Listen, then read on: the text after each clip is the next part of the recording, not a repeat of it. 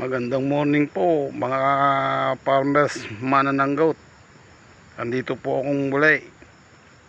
Ipapakita ko lang po sa inyo nandito sa amin ang mga bunga ng ube hindi na masyadong pinapansin. Kalat lang dito sa amin ang mga bunga ng ube.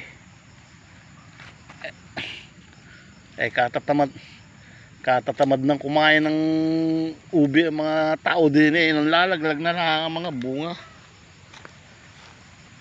Kagaya ng mga bilog-bilog na yan, puro mga bunga ng ube.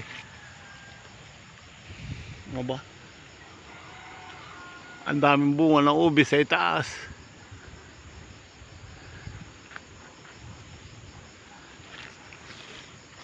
Ay masipag ka lamang dito sa bukid talagang ikaw ay hindi mabubuhay.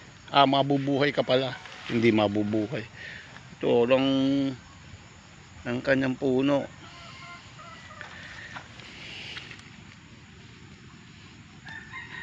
May mga laman na naming mga bunga hindi pinapansin ng mga tao, dinadaan-daan na lamang ito. Ito yung nilalaga din sila, may pagkain. Mga farmers, ako yung nadidini sa aming bukid. Ay ang mga gulay-gulay nagpakalawit-lawit lamang. Hindi ka na manguha din at ikaw ay mabubuhay na. Ang mga kamuting kahoy.